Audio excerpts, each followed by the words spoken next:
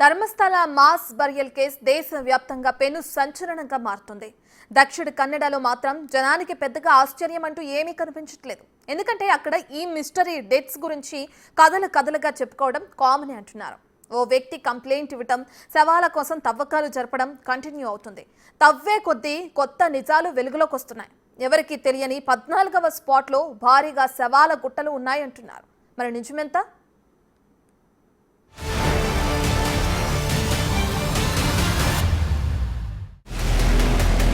నా చేతులతో నేను కొన్ని వందల శవాలు ధర్మస్థలలో చాలా చోట్ల పూడ్చిపెట్టాను. అందులో వివస్త్రాలైన మహిళలు, బడికి వెళ్లే అమ్మాయిల శవాలు కూడా ఉన్నాయి. ప్రాణభయంతో ఆ పని చేశారు. నిజం చెప్పాలని బయటకు వచ్చాను. అవి ఎక్కడున్నాయో మీకు చూపిస్తాను. ఎవరు చేశారో చెప్తాను. ఒక్క కంప్లైంట్ యావత్ భారతదేశాల్లో ఒక్కసారిగా ఉలిక్కి పడేలా చేసింది. కంప్లైంట్ ఇచ్చిన వ్యక్తి గతంలో ధర్మస్థలలో పనిచేశాడు. ధర్మస్థలలో పారిశుద్ధ్య కార్మికుడిగా పనిచేశారని చెప్పుకుంటున్న ఆయన్ను ఇప్పుడు కన్నడిగులు భీమా అని పిలుచుకుంటున్నారు. అతని ఫేస్ రివీల్ అవ్వకుండా ముఖానికి మాస్క్ వేసి వివరాలు బయటకు రాకుండా తవ్వకాలు చేసే స్పాట్లకు తీసుకెళ్తున్నారు.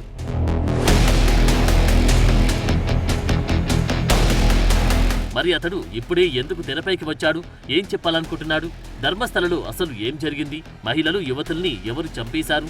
ఎందుకు చంపారు? అత్యాచారాలు నిజంగానే చేశారా? ఇలాంటి లెక్కలేనన్ని ప్రశ్నలు ఇప్పుడు ధర్మస్థల చుట్టూ చక్కర్లు కొడుతున్నాయి.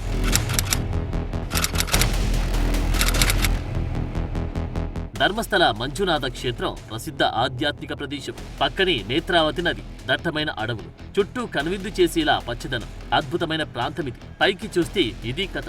కానీ నేత్రావతి నది చుట్టూ భయంకరమైన స్టోరీలు వెలుగులోకి వస్తున్నాయి. ఇప్పుడు వందలాది మంది మహిళలు, అమ్మాయిలు, మైనర్ బాలికల మృత్యుఘోష చుట్టూ విషయం తిరుగుతోంది. ఇంత దట్టమైన అడవిలో వారి కేకలు అరణ్య రోదనే అయ్యాయా? వందలాది మందిని ఎందుకు పాతిపెట్టారు? పాతిపెట్టింది నిజమేనా?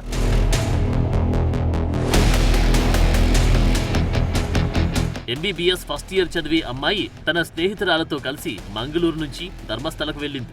ఏమైందో ఏమో గాని ఆమె మిస్ అయింది. No clues.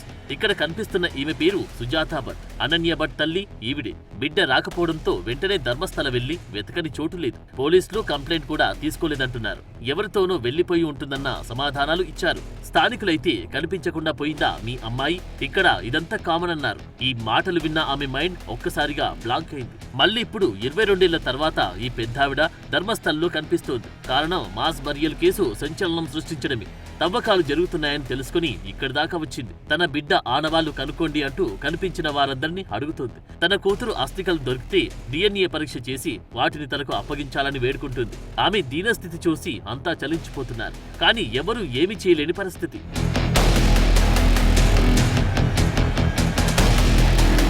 మళ్ళీ 2003కి వెళ్దాం. బిడ్డ ఆచూకీ కోసం ధర్మస్థల వెళ్లిన సుజాతా భట్ దగ్గరికి మనుషులు వచ్చి కళ్లకు గంతలు కట్టి బలంగా కొట్టారు. 3 నెలల తర్వాత కోలుకున్నారు. డిశ్చార్జ్ అయ్యాక మంగళూరులోని సొంతింటికి వెళ్తే లోపలంతా కాలిపోయి ఉంది. అమ్మాయి దుస్తులు, రికార్డులు, అనన్య రికార్డులన్నీ కాలిపోయి కనిపిస్తున్నాయి. సో ఆధారాలు లేకుండా చేసేశారు, చంపేశారు. ఇది ఒక అనన్య కేసు మాత్రమే. పోరాడే శక్తి కూడా ఈ 70 ఏళ్ల తల్లికి లేదు. కానీ కొందరు సపోర్ట్ చేస్తున్నారు. ఏం జరుగుతుందో చూడాలి. దక్షిణ కన్నడ జిల్లాలో ధర్మస్థల ఓ చిన్న గ్రామం. ఎన్నో ఏళ్ల కిందటే ఇక్కడ మంజునాథ స్వామి ఆలయం విస్తరించింది. గత 50 ఏళ్లలో ధర్మస్థల చుట్టుపక్కల ప్రాంతాల్లో ఎన్నో మెడికల్ కాలేజీలు, ఆయుర్వేద కళాశాలలు, విద్యాసంస్థలు వెలిశాయి. భక్తుల రాకపోకలు పెరిగాయి. అలాంటి చోట తాజా ఆరోపణలు ఇప్పుడు హాట్ టాపిక్ అవుతున్నాయి. తాజాగా తెరపైకి వచ్చిన వ్యక్తి తన చేతులతో స్వయంగా పూడ్చారని చెప్తున్న వందల శవాలు కూడా పోలీసుల రికార్డులో చేరనివంటున్నారు. తవ్వకాలు చేస్తున్నారు. అస్థిపంజరాలు బయటపడుతూనే ఉన్నాయి.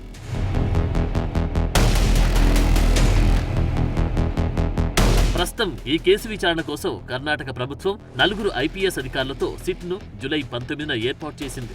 అందులో IPSలు ప్రణవ్ మహంతి, MN అనుచేత్, సౌమ్యలత, జితేంద్ర కుమార్, దయామా ఉన్నారు. వారికి మరో 20 మంది పోలీస్ సిబ్బందిని ఇచ్చారు. అయితే ఆ 4 IPSలో కూడా ఒకరు వ్యక్తిగత కారణాలతో ఈ విచారణ నుంచి తప్పుకున్నారంటున్నారు. సో అన్ని మిస్టరీలే. అయితే వాటికి పులి స్టాప్ పడే టైం అయితే వచ్చేసింది.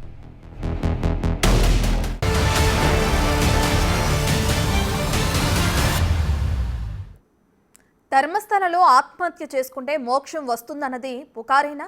అసలు ఎలాంటి నమ్మకాలతో ఎవరైనా సూసైడ్ చేసుకుంటారా?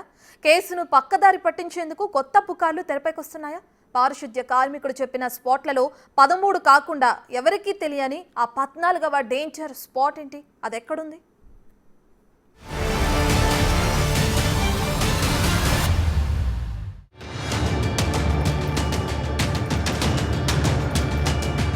తానే పూడ్చిపెట్టానని చెప్పిన వ్యక్తి ఎక్కడెక్కడ పూడ్చిపెట్టాడో 13 స్పాట్లను సిట్కు చూపించారు. మొదటి 5 స్పాట్లలో ఏమీ దొరకలేదు. అస్థిపంజరాల ఆనవాలు కనిపించలేదు.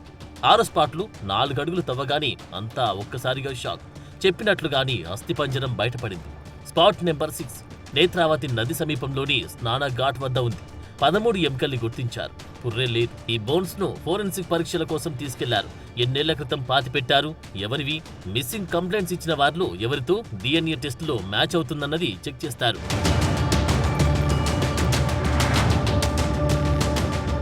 ప్రజెంట్ 7 నుంచి 13వ స్పాట్లలో తవ్వకాలు కొనసాగుతున్నాయి. ఇదంతా కామన్. కానీ 14వ స్పాట్ చాలా డేంజర్ అంటున్నారు. ఇది ఎవరికి తెలియదు, కానీ ఉంది. బయటకు సిట్ ఆఫీసర్లు చెప్పడం లేదు. ప్రచారం కూడా పెద్దగా జరగట్లేదు. కానీ కథ చాలా పెద్దదే అన్నట్లు తెలుస్తోంది. జూలై 31న జరిపిన తవ్వకాల్లో 2 మహిళలకు చెందినవిగా అనుమానిస్తున్న అస్థికలు బయటపడ్డాయి. తవ్వకాలు జరుపుతున్న ప్లేస్ అటవీ ప్రాంతం కావడం, దానికి తోడు భారీ వర్షాలతో ఎంక్వైరీ లేట్ అవుతుందని సిట్ చీఫ్ ప్రణబ్ మొహంతి అంటున్నారు. ధర్మస్థల గురించి చాలా మంది పరిశోధనలు చేశారు. యూట్యూబర్లు అక్కడి డార్క్ సీక్రెట్లను వెలుగులోకి తెచ్చే ప్రయత్నం చేశారు. అక్కడ డీ గ్యాంగ్ అని ఒకటి ఉందన్న వాదనను స్థానికులు వినిపిస్తున్నారు. వీళ్ల పని జంటగా వచ్చిన వారిని గుర్తించి అందులో బాగున్న మహిళలపై లైంగిక దాడి చేయడం, ఆ తర్వాత చంపేయడం, ఇదే జరుగుతుందన్న ప్రచారం పెరుగుతుంది.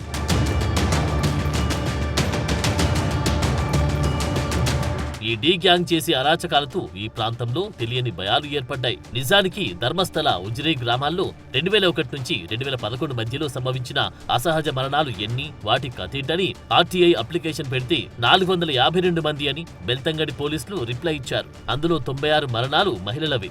ఇవన్నీ పోలీసుల దృష్టికి వెళ్లిన అసహజ మరణాలు. అవి ఆత్మహత్యలు, హత్యలు లేదా ప్రమాదాలు కూడా కావచ్చు. అసలు మ్యాటర్ ఏంటంటే, ఇప్పుడు శవాలను పాతిపెట్టిన విషయం గురించి భీమా అనే వ్యక్తి చెబుతున్న లెక్కలు ఇందులో లేవు. అవన్నీ పోలీసుల రికార్డుల్లో ఎక్కనివే.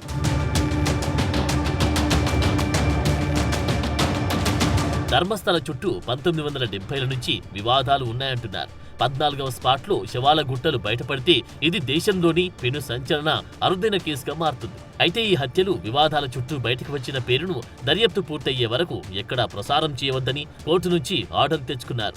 సో ఆ పేర్లు, వ్యవహారాలను పక్కన పెడదాం. కంప్లైంట్ కాపీలు, పారిశుద్ధ్య కార్మికుడు చెప్పిన విషయాలు చూస్తే అత్యంత భయానకంగా ఉన్నాయి. 1998 నుంచి 2014 డిసెంబర్ వరకు ధర్మస్థలలో పారిశుద్ధ్య కార్మికుడిగా పనిచేసిన ఇతడికి కొత్తల్లు అక్కడ శవాలు కనిపించేవని, ఆడవారి శరీరాలు బట్టలు లేకుండా, ఇన్నర్ వేర్ లేకుండా ఉండేవని, లైంగిక దాడి జరిగినట్టు, పెనుగులాట జరిగినట్టు గుర్తులుండేవన్నాడు. కొన్నింటిపై యాసిడ్తో కాల్చిన గాయాలుండేవన్నారు. 2010లో స్కూల్ యూనిఫామ్ లో ఉన్న అమ్మాయి కనిపించిందని, ఆమె బ్యాగ్ తో సహా పూర్తి చేయాలని తనకు ఆర్డర్ వేశారన్నాడు. ఈ శవాలన్నిటినీ రహస్యంగా పూర్తి చేయాలని చెప్పేవారన్నాడు. అయితే 2014లో తమ కుటుంబానికి చెందిన అమ్మాయిని వేధించడంతో ధర్మస్థల నుంచి పారిపోయామని, అయితే తాను చేసిన తప్పుల్ని ఇప్పటికైనా చెబితే తన అపరాధ భావం కాస్తైనా తగ్గి వారి ఆత్మకు శాంతి కలుగుతుందని ముందుకొచ్చానన్నారు.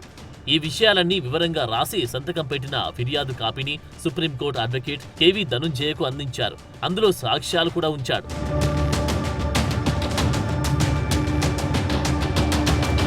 సో ఇది న్యాయానికి ఒకవైపు. మరి ఇంకోవైపు ఏం జరుగుతుంది?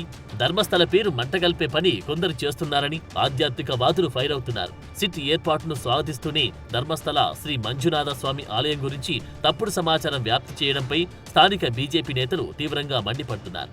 ఎవరినో ఇరికించాలన్న ఉద్దేశంతో దర్యాప్తు జరగొద్దని, వ్యక్తులు తప్పు చేస్తే వ్యవస్థనే నిందించేలా ప్రచారం చేయొద్దంటున్నారు. 20 ఏళ్లుగా లేని తొందర ఇప్పుడే ఎందుకన్న ప్రశ్నల్ని వినిపిస్తున్నారు.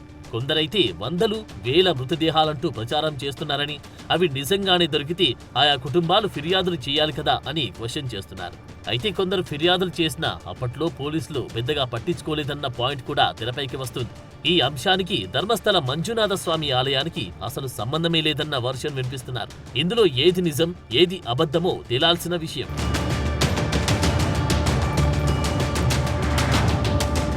కర్ణాటకలోని ప్రముఖ పుణ్యక్షేత్రం ధర్మస్థల ప్రాంతంలో 1998 నుంచి 2014 మధ్య కాలంలో వందలాది మహిళలు, యువతులను లైంగిక వేధింపులకు గురిచేసి సామూహిక ఖననం చేసినట్లు వస్తున్న ఆరోపణలపై పెద్ద దుమారం చెలరేగడంతో సిట్ దర్యాప్తు మొదలైంది. పారిశుద్ధ్య కార్మికుడు చెప్పిన స్పాట్లలో శవాలు బయటపడడం కూడా మొదలైంది.